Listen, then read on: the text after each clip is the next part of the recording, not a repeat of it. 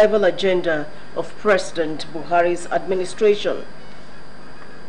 President Trump urges investigation of FBI actions. All roads that lead to success have to pass through Hardwork Boulevard at some point. And on business tonight, Central Bank of Nigeria injects $210 million into bank foreign exchange market. We bring you the details of the business segment of the news. Thank you for watching. My name is Idowu Fabaju. And tonight on sports, Olympic protest runner finally gets award. These are many more on the sports segment of the news when I return. My name is Akim. It's on the welcome. An improved and vibrant economy built on a strong financial superstructure will put an end to the social crisis plaguing the nation. Ogun State Governor Senator Ibikula Amosun stated this while receiving the board of Nigerian Deposit Insurance Corporation, led by its chairman, Mrs. Ronke Shukefun, at his office in Okemoson, Abeokuta. Matthew Showme reports. The Nigerian Deposit Insurance Corporation, NDIC, is a body responsible for the supervision, distress resolution, bank deposit guarantee, and other activities in the financial sector of the nation. Mrs. Ronke Shukefun, who was a key player in the mission to rebuild agenda of the current administration in Ogun State, is the chairman of the recently constituted board of the corporation. As members gather in the state for their annual retreats, the visit to the state governor, Senator Ibikula Amosun, is to build more synergy between NDIC and the government. Mrs. Shukefun says as a result of the strategic position of the state in the socio-economic growth of the country, there could not have been any other place suited to host the retreats. The corporation over the years has achieved remarkable success in carrying out its mandate through effective supervision of the insured financial institutions, timely payment of insured deposits in the event of the failure of any such institution, and implementing a robust and effective failure resolution regime which addresses distress in the financial system. These have been accomplished in collaboration with other safety net participants in the financial system. The managing director of NDIC, Alhaji Imam Ibrahim, expresses his belief in the capacity of the government to give necessary support for the corporation as he commends the exemplary leadership provided by the government in the last 8 years in the state. We are here for the first retreat of the board since the board was inaugurated in January, and this is an evidence of the commitment of the board to help NDIC achieve its greater mandate and relevance in the banking system in particular and the financial services industry in Nigeria. The state governor, Senator Ibikula Amosun, declares that no nation can develop without a strong financial base, which is why the job of the corporation is very essential, while stressing the importance of safeguarding people's investments and protecting the economy. Governor Amosun expresses confidence in the ability of the board chairman, whose immense contributions to the development of the state is highly commendable. It's these financial safety nets like these outfits that protect and safeguard all of us. There's arguably nobody that doesn't have one or two things doing with the banks. And when our investments, when our deposit and all that we have are not secure, then there will be crisis. So well done for what you are doing. The governor and leaders of the delegation then speak with the press at the end of the meeting. I know that she will add value to the board of NDIC and by extension to the financial sector and the economic sector of the nation. Like you heard His Excellency say, about 3 major banks are bringing their back offices to Ogun State. And what better than to have NDIC? We're bank examiners. If we have those here, it will be easier for us to do our own business. They promised more synergy. Matthew Showme, OGTV News. The hallmark of the landmark achievement the current administration in Ogun State can point at is the ability to use minimum input to achieve maximum output. Ogun State Governor Senator Ibikula Amosun made this known while receiving members of the newly elected executive of the Nigerian Union of Journalists Ogun State chapter on a courtesy visit in his office, Okemoso, Abeokuta. Matthew Showumi again reports. Elected executive of the Nigerian Union of Journalists takes charge of the affairs of members of the 4th Estate of the REM in Ogun State. The visit to the state governor, Senator Ibikula Amosun, was to introduce the new ESCO to the governor and intimate him with their programs. Governor Amosun congratulated the new ESCO and charged them to see their election as a call to service, adding that the prime position of the state as the cradle of journalism needs to be maintained. It's like they are demanding more from you. People will not saddle you with responsibility. They will not trust you with offices when they believe or they think that you don't have the wherewithal to do it. So my admonition to you is that as you have been elected now, this is the time to now, those confidence that was reposed in all of you, you should now let it be wasted. People will now say, why did we do this? We do not want that for you. I want you to now buckle up and now work for all of your colleagues, and by the time you are doing that, you will be working for NUJ as a body, you will be working for the state, and you will be working for the nation. The governor used the occasion to express the commitment of his government to work till the last day in office and promised to properly relocate the secretariat of the union that will be affected by the ongoing city center projects. A lot of things can begin to happen now. People can come. They can now take them, oh, this is the first church, go to Olumo, go to this, go to the first governor's office, come to where, this is the Iwe-Iroyin, all of those will be there. That's Iwe-Iroyin. We want to celebrate it around where it is. You'll be seeing a lot of actions, a lot of activities. Please, we are putting them on notice. This one that we've been given the opportunity to serve, we are going to work till the very last minute and second.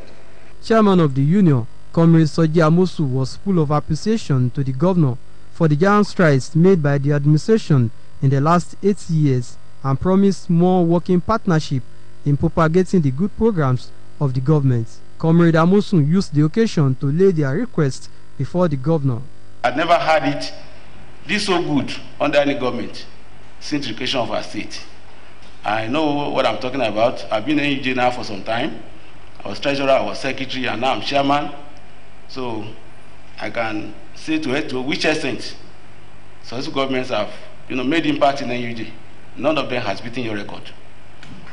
Governor Amosun thereafter embarked on the inspection of the ongoing projects of the government alongside some of the contractors handling the projects. Some of the places visited were the Judicial Complex, 250-bedded specialist hospital in Okemoso, and the city center. Matthew Showumi, OGTV News.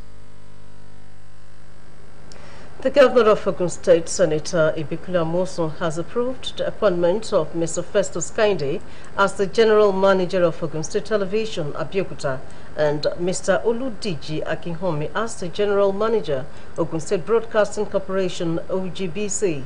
The appointment was announced in a statement by the Head of Service, Engineer Larry Bisiriyu. Mr. Festus Kehinde joined Ogun State Television in January 1989 as a Librarian 2 and rose to the position of Manager Programs before he was transferred to the Marketing Department of OGTV, where he rose to the position of Director of Marketing Services. He was later moved to the Directorate of Program Services, from where he rose to the position of Assistant General Manager and Deputy General Manager. Mr. Festus Kehinde has acted as Acting General Manager of OGTV for 23 months before his new appointment as General Manager. Also before his appointment as General Manager of Ogun State Broadcasting Corporation, Mr. Oludiji Ajibade Akinhomi worked with OGTV, where he rose to the position of Assistant General Manager, News and Current Affairs, before he was seconded to OGBC as Acting General Manager.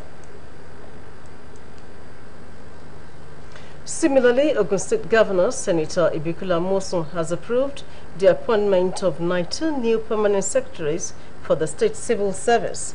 In a statement signed by the head of service, Engineer Larry Bisiriyu, the newly appointed permanent secretaries are Mr. Mosuru Shamsuddin Olatunbosun, Bajela Abayomi Olugbemi, Mrs. Ogunleye Olasheni Abosede, Mrs. Ogunremi Melushia Olufunke, Mr. Odunlano Dolapo.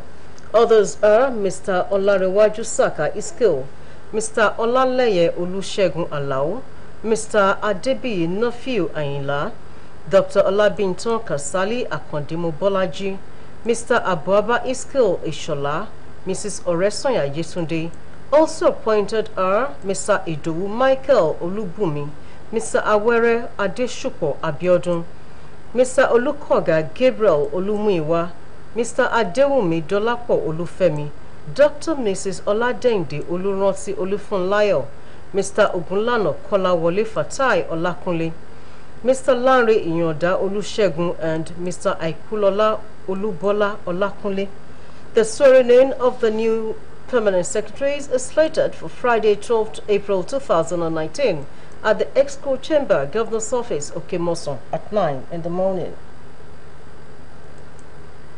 Meanwhile, the board, management and staff of Ogun State Television have congratulated Mr. Festus Kinde on the confirmation of his appointment as the General Manager of Ogun State Television, Abeokuta, on Tuesday, 9th of April 2019. A statement signed by the board chairman of Ogun State Television, Engineer Yomu Ademefun, wished the new General Manager of Ogun State Television long life and good health, prosperity, and God's continued guidance and wisdom as he steers the ship of the station to enviable height. In a related development, the Radio, Television, Theatre and Art Workers Union of Nigeria, RETAWU, commended the Ogun State government on the confirmation of appointment of Mr. Ludi Jakihomi and Mr. Festus Kinde as General Managers of Ogun State Broadcasting Corporation, OGBC, and Ogun State Television, OGTV, respectively. It also applauded the elevation of Olufunke Melushia Ogunremi, the erstwhile Director of Culture, to the post of a permanent secretary in Ogun State Civil Service.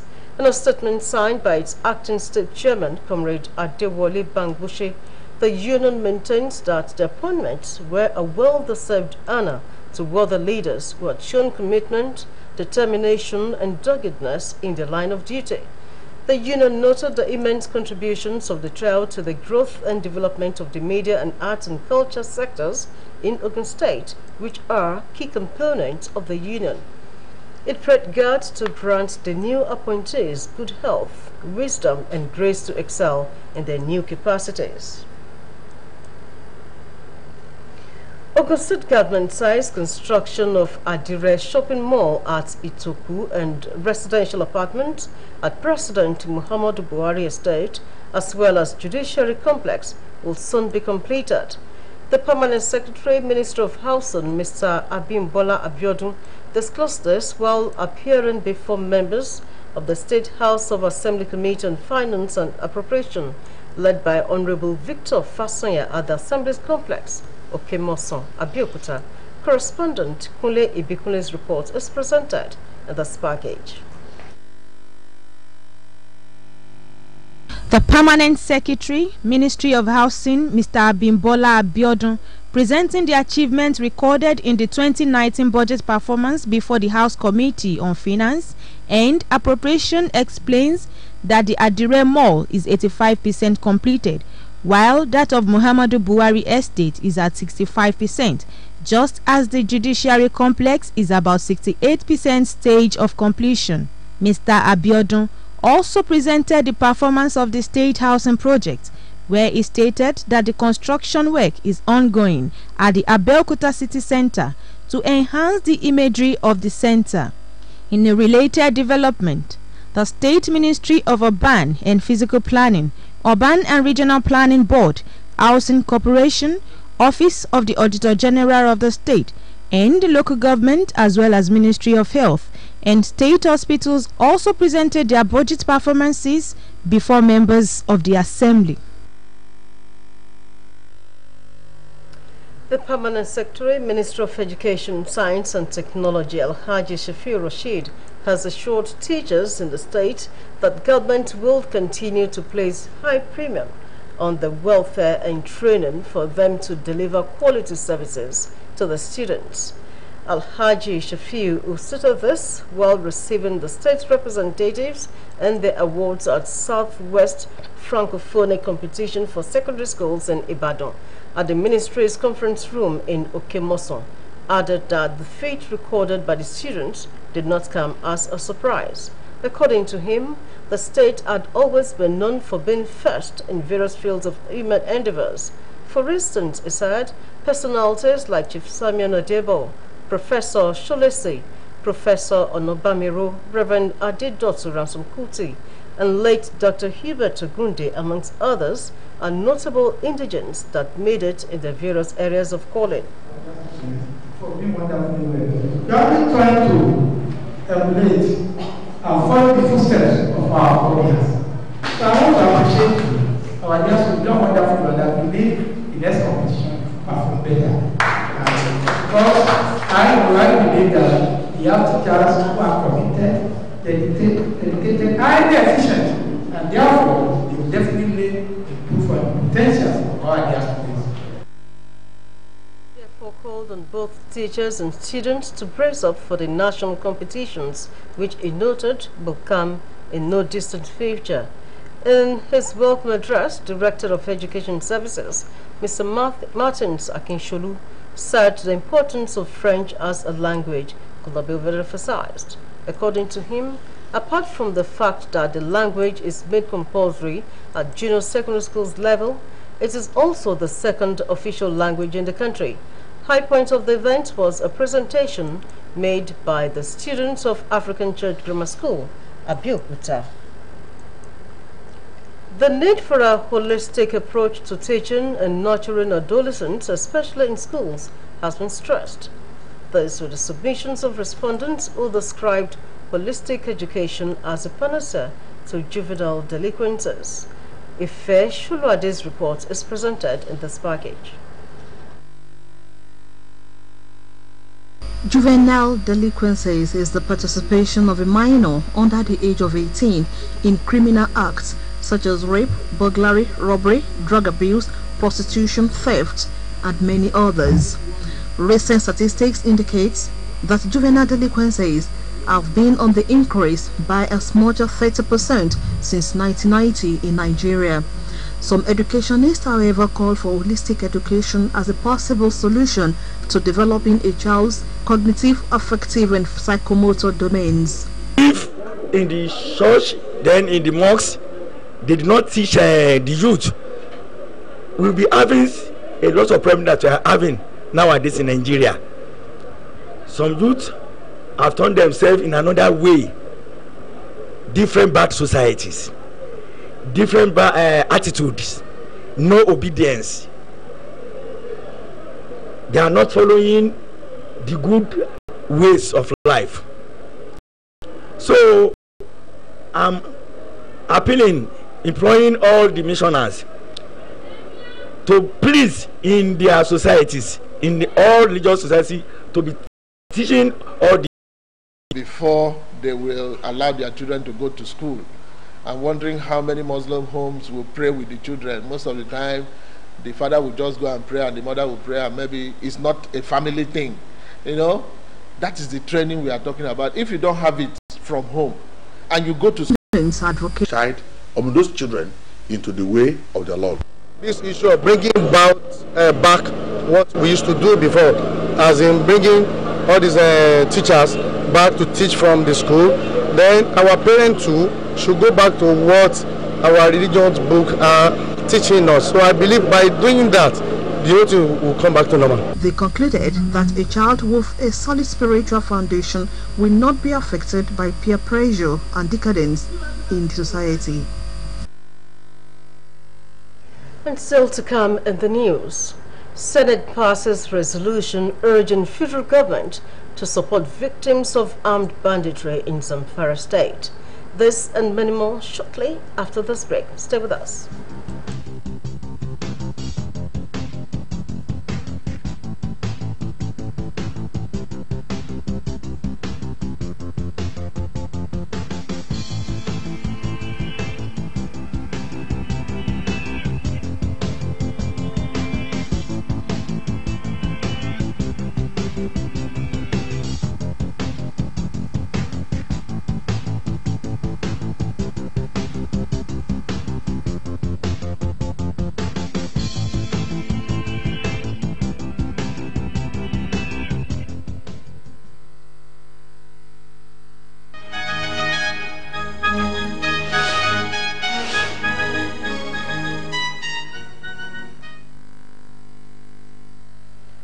Welcome back. This is OGTV News. Parents in the 21st century must maintain discipline and teach their children morals and values that will not lure them into societal vices, but improve the capacity for the socio-economic growth of the country. This was the view of some parents who spoke with our reporter, Yusuf Ganiu, on parenting in the 21st century. His report. Parenting has changed completely from what it is used to be in the past, most especially as more women are taking up time-consuming careers, thereby make parenting in the 21st century more challenging. Parenting is a duty on its own. So, and that's why if you cannot take care of your children, if you don't have anything to do for them, you should not bring them forth at all. Physical support, social support, emotional support, and every other support they think the children need, so that the children will come out beautiful and become good citizens of the country. The childhood level, from day one, there must be cordial relationship, affection from the mother especially to the child. And when they are growing up, the relationship at home, not only on technology, not only on phone, we must have face-to-face contact with her. Nigerians have been enjoined to embrace peace as potent tool to drive development. Secretary to Ogun State Government, Barrister Taiwo Adeoluwa, stated this at the zonal flag of sensitization campaign on curbing post-election violence organized by the National Orientation. Religious bodies on how to system that will promote harmonious functioning across strata of the society towards the attainment of a just, egalitarian society. Identifying lack of political education, hate speech, insufficient sensitization on dangers of violence, some speakers, including religious and community leaders, say there should be compromise on political vision that is tailored towards peace. In a nation such as ours, the quest for peace should be everyone's business and concern. As a leading state in the southwest region of Nigeria that has demonstrated that peace is paramount, the Secretary to Ogun State Government, Barrister Taiwo Adeoluwa, encourages on continued peace as basis for positive development. People go around, they see flyovers, they see bridges, they see modern roads, they see modern schools, they see modern hospitals, they see modern judicial complex. All of these things are only possible in an atmosphere of peace that we have witnessed in the state. And for this reason, on behalf of my principal, the Governor of the state, I would like to truly express our gratitude to all stakeholders and residents within the borders of the state for giving us this very admirable heritage. We are proud of all of you. As the flag off came to a close, the crux of the message was for the must stand the test to key aims to deepen existing cooperation in the areas of defense and security, artificial intelligence, health, education, as well as climate change.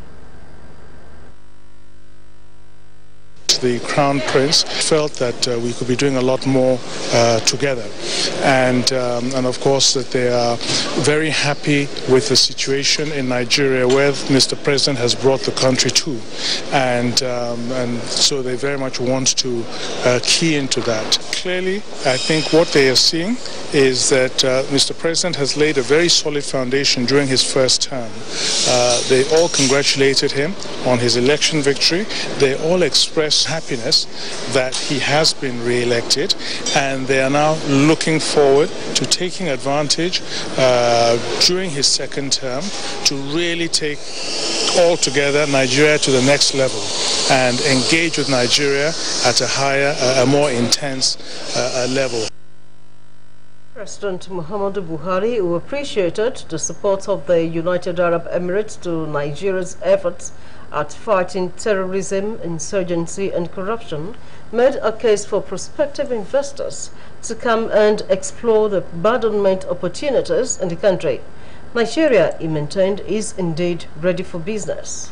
Nigeria, talk about what we have, the opportunities in Nigeria for investment, and it's given assurances that that the government will do everything to reinforce the enabling environment for them to come to Nigeria and invest. And he's made the point that those who want to invest in Nigeria, who want to come into Nigeria, who want to cooperate with Nigeria, that they will see a government and a country that is really ready to partner with them.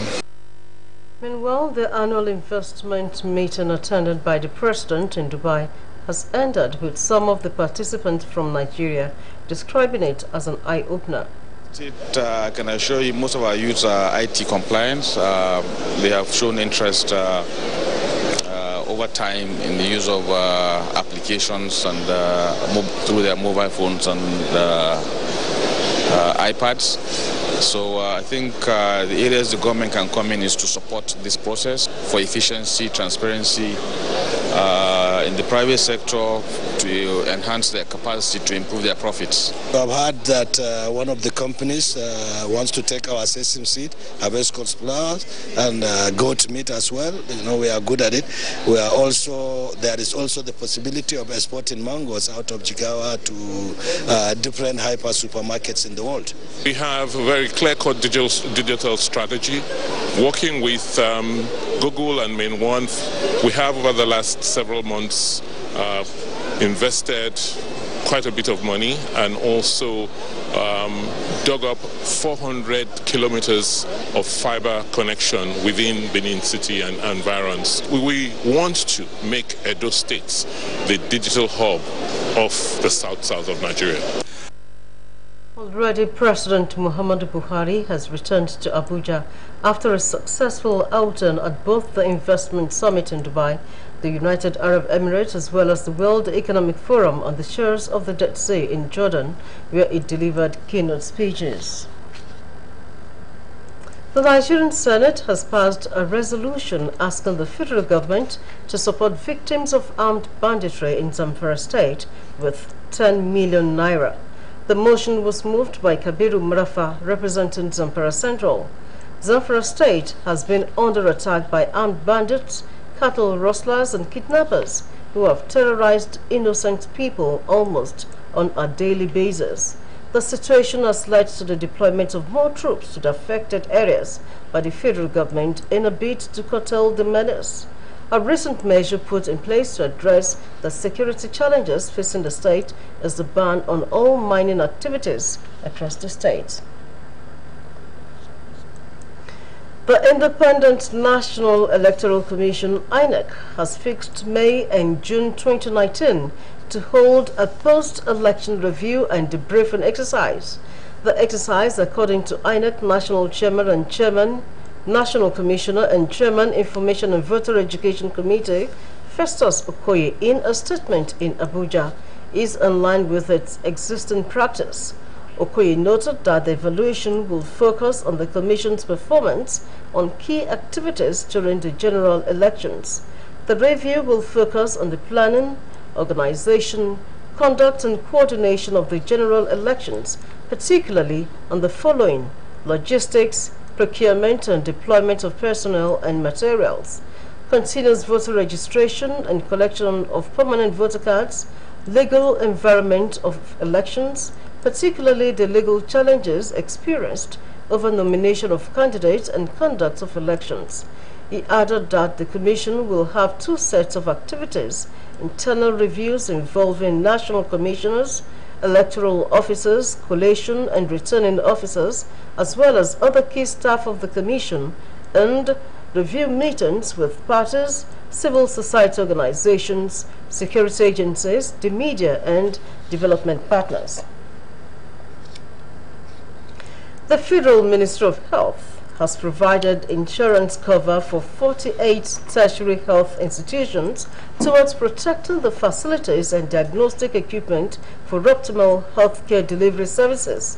Dr. Joseph Amedu, Director, Hospital Services, Federal Ministry of Health, disclosed this in Abuja during a sensitization workshop on the implementation of asset insurance of parastatals under the ministry. Amedu noted that over the years, the federal government had invested huge amounts of money for building facilities, procurement of diagnostic equipment, vehicles, and other essential commodities in 74 tertiary facilities under the ministry. In added that the ministry set up an asset insurance scheme in 2011 to ensure that these investments in the health sector were protected against natural disasters and total loss. According to him, the government appointed a number of underwriters to manage the scheme. He said a survey of the assets of the 74 tertiary health facilities under the ministry was conducted by the insurance companies and brokers. The policy is effective from December 7, 2018 to December 6, 2019 and covers buildings and other critical equipment from fire, flood, and other natural disasters.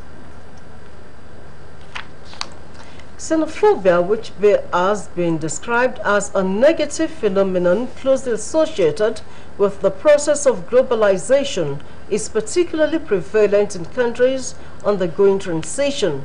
According to some Nigerians who spoke with OGTV News, the fear and distrust of that which is perceived to be foreign and strange is what leads to xenophobic attacks being experienced in some of the countries on the continent.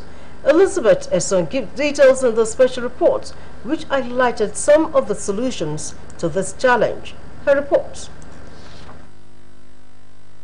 Xenophobia is the fear or hatred of foreigners or strangers which embodied in discriminatory attitude and behavior and often culminates in violent abuses of all types.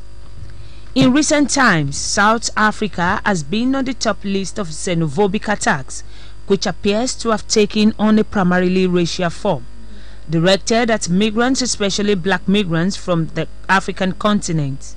So we are the cause of the problem. So unless we address that, you will continue to have our people moving to these nations, and of course, the space they have, the resources they have is also limited. So when you have too many overbloated population in an environment where they have their own culture, you bring your own culture, your food, your lifestyle, and you know, change is something that is difficult. You will see resistance. So the major problem is the economy. They believe that the foreigners are taking their job. In South Africa, about 27% are unemployed in South Africa, mostly youths. And in a population of 50 million, these foreigners we are talking about are just 3.6 million. But they believe that they have to take their jobs. And the most important reasons behind the prevalence of xenophobia in South Africa are economic and tendency to criminalize foreigners. But this is a kind of terrorism, so to say, when you attack somebody, is that the way to curb this, you keep a low profile life.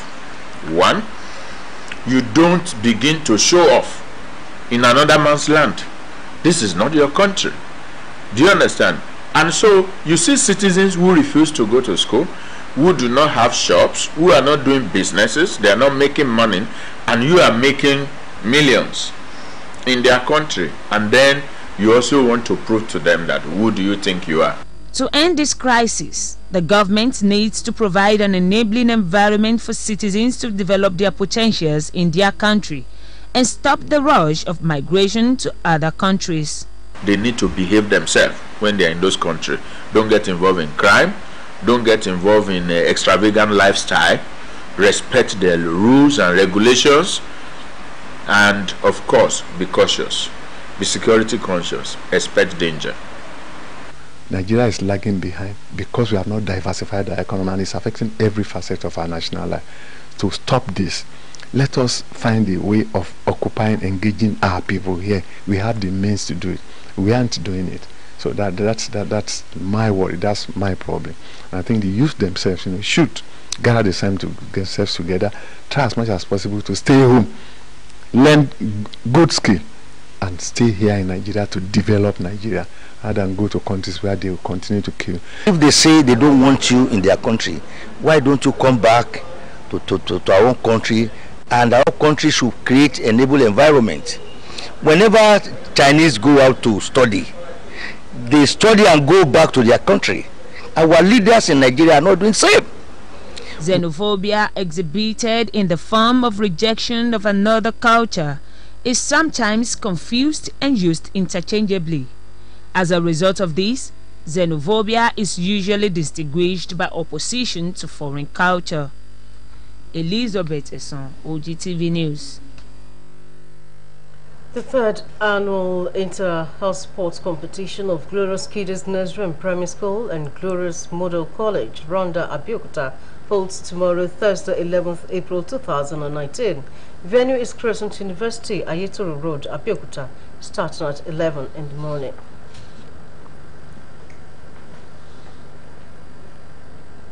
And that leads us to business news with Idowu Fabajo. Stay with us.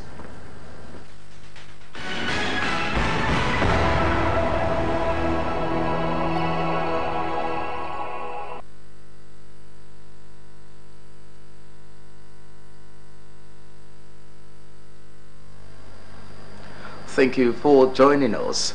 The National Bureau of Statistics said Nigeria's foreign debt stood at $25.25 billion as at 31st December 2018. The NBS said this in Nigerian domestic and foreign debt data for 2018 fourth quarter. The Bureau said further disaggregation of Nigeria's foreign debt showed that $11.07 billion of the debt was multilateral. It said that $34.63 million was bilateral from Agence Française Development and another $2.75 billion from Chinese Exim Bank, Japanese International Cooperation Agency, KfW Development Bank, and India. In addition, the report said $11.17 billion were basically Eurobonds and the Sapura bonds. According to the report, Lagos State has the highest foreign debt profile among the 36 states and FCT, accounting for 5.64%. It said Edo State has the second highest debt, accounting for 1.09%, followed by Kaduna State 0.09% and Cross River with 0.75%. Similarly, the Bureau said total domestic debt was 16.63 trillion naira in the quarter under review. The Central Bank of Nigeria has injected $210 million into the interbank foreign exchange market in continuation of its sustenance of liquidity in that segment of the market. Figure obtained from the CBN has indicated that authorized dealers in the wholesale segment of the market were offered $100 million, while the small and medium enterprises segment received $55 million. Similarly, customers requiring foreign exchange for invisibles such as tuition fees, medical payments, and basic travel allowance, among others, were also allocated $55 million. The Central Bank of Nigeria, CBN, has said that the investors and experts I&E window introduced to enhance stable foreign exchange has recorded $35 billion inflows in the last 2 years. This was contained in media document issued at the ongoing IMF and World Bank spring meetings in Washington, D.C. The CBN said the I&E window allows investors and experts to purchase and sell foreign exchange at the prevailing market rate. Since its establishment, the CBN has recorded about $35 billion in autonomous inflows through this wo.org alone.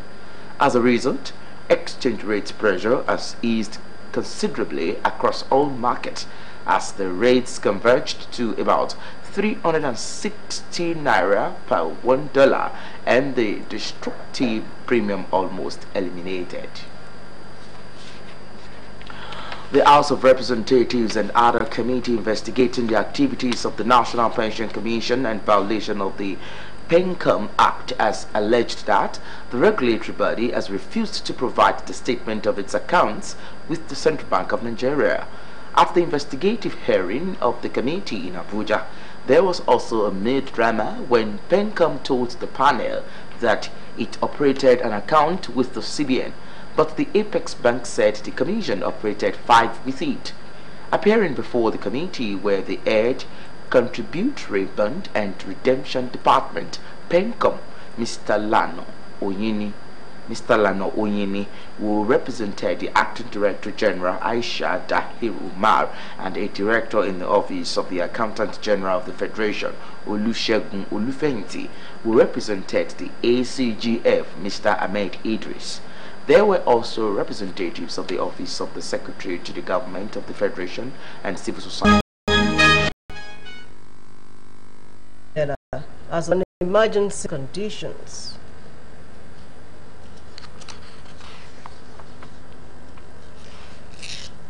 It's time for Sport News with Akim Akitunde.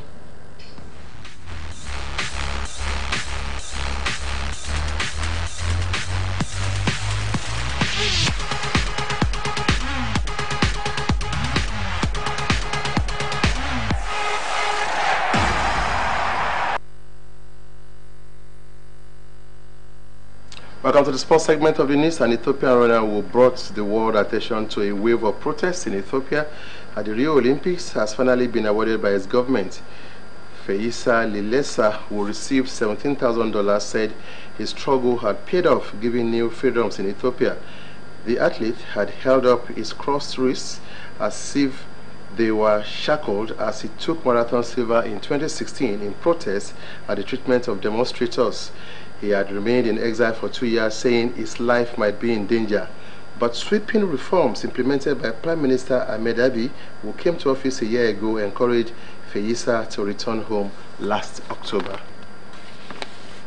And to basketball, Los Angeles Lakers legend Magic Johnson has resigned from his job as the team's president of basketball operations. The Lakers have failed to reach the playoffs for the 6th year in a row. Johnson, who played a key role in bringing LeBron James to the team last year, broke the news before the 104-101 defeat by the Portland Trail Blazers. Johnson said he had not warned President Jean Boss of his decision to bring his 2-year reign to an end. Johnson, who said he had grown tired of the backstabbing and the whispering this season, also suggested he did not want to have to make a decision over the future of coach Luke Walton. Still with the NBA, 2 games in the NBA ended amid emotional scenes on Tuesday as legends at separate teams marked their retirements in front of sellout crowds. Dirk Nowitzki scored a season-high 30 points during Dallas Mavericks' win over the Phoenix Suns before taking center court to give his fans an emotional goodbye. Around 1,300 miles away in Miami, Dwayne Wade said his own farewell. Miami Heat Wade 37 scored 30 points in a tribute-filled night as they beat the Philadelphia 76ers 122-99. Nowitzki will retire after the Mavericks game in San Antonio Wednesday, while Wade will finish his playing career in Brooklyn on the same night. Tottenham striker Harry Kane could miss the rest of the season with an ankle injury, says manager Mauricio Pochettino. Kane, 25, had an MRI scan on Wednesday after hobbling off during Tuesday's 1-0 win over Manchester City in the first leg of their Champions League quarter-final. The England captain was seen leaving the stadium on crutches with a protective boot on his left ankle. Kane had slipped as he tried to block Fabian Delph's clearance on the right touchline in the second half and was ruled out for almost 2 months in January when he damaged ligaments in the same ankle during their 1-0 Premier League home defeat to Manchester United. And Eden Hazard has his heart set on a move to Real Madrid this summer, leaving Chelsea powerless to stop their star man leveraging a move to Santiago Bernabeu. The 28-year-old is in the final year of his contract, and reports say he feels this is now or never moment in his dream to play for the Spanish Giants.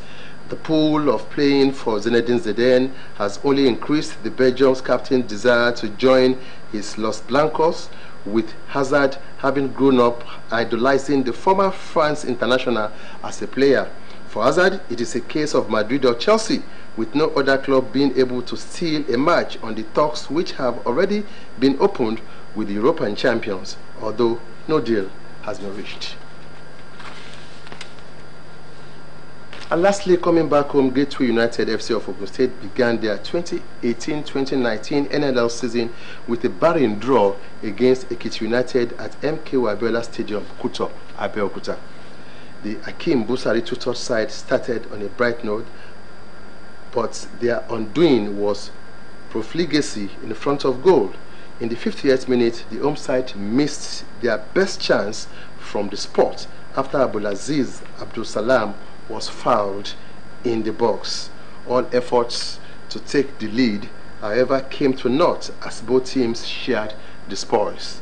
Gateway United will now head to Ijebu on Saturday, 13th April 2019, to begin their Ateo Federation Cup campaign against Customs FC. Thanks for watching. That was First Update. Back to Muji.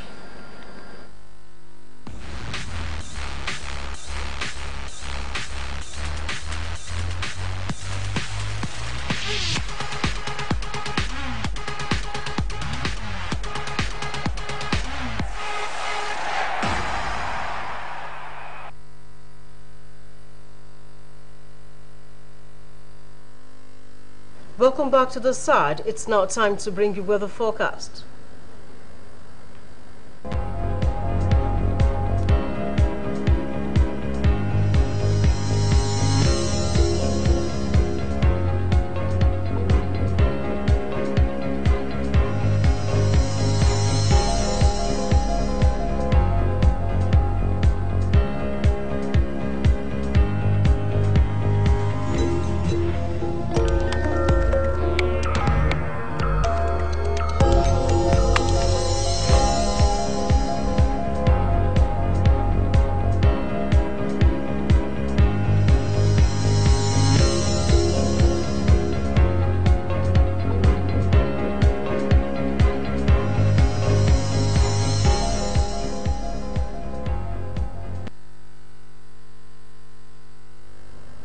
Don't forget that all roads that lead to success have to pass through Hartberg Boulevard at some point. Let's bring you the major highlights once again. We told you that Governor Bukola Moso has solicited for improved and vibrant economy for the country.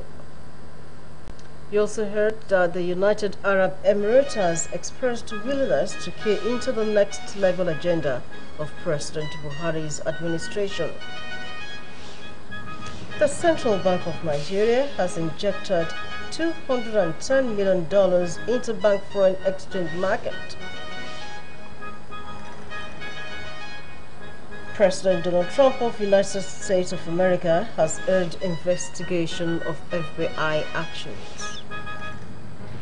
And from the world of sports, we heard that the Olympics protest runner has finally received an award. We have come to the end of the news. We thank you for watching. Goodbye.